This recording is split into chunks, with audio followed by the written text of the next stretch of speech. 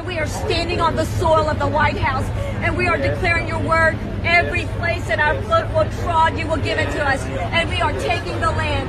We thank you, O Lord. You have brought us to the kingdom for a time such as this. And so we declare right now from the capital of our nation that America will come back to God. We will come back to God. Nothing will stop this nation. And we speak right now by the authority of heaven. You told us to bring heaven to earth. Heaven is being released through your people right now.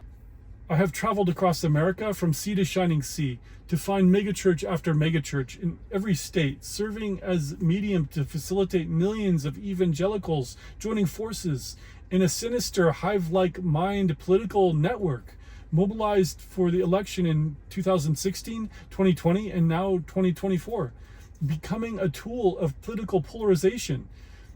I look across this landscape and I'm trying to find something that will give me hope.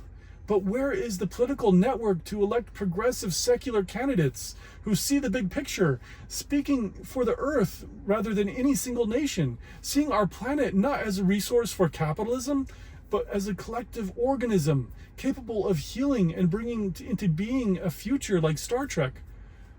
On more than several occasions, Jehovah's Witnesses came knocking on my front door, asking to talk to me about the future. One time I remember responding, "You want to talk about Star Trek?"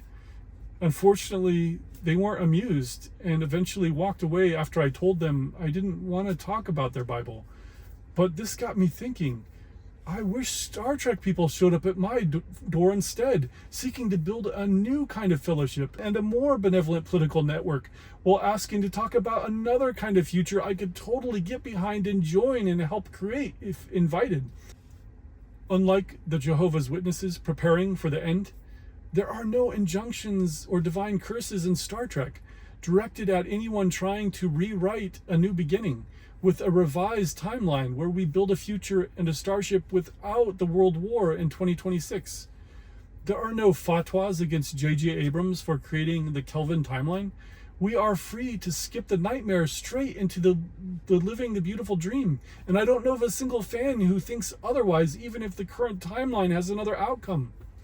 Imagine a world where in every major city, you would see people in Star Trek uniforms on the streets alongside the missionaries we are all familiar with already, and as an alternative to them knocking on your door to share good news of a brighter future, inspired by the greatest story ever told about the final frontier.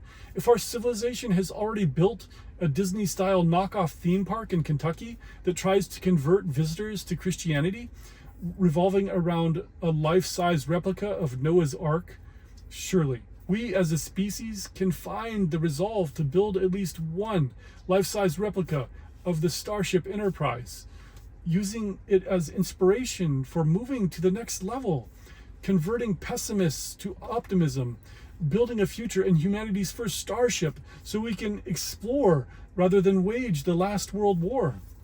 Because this symbolism of the Enterprise can be seen as a metaphor of one of Star Trek's famous early fans, Martin Luther King Jr.'s dream reborn for our entire spaceship Earth and all humanity united and working together as its crew members. We can imagine the possibilities these replicas could facilitate to transform consciousness.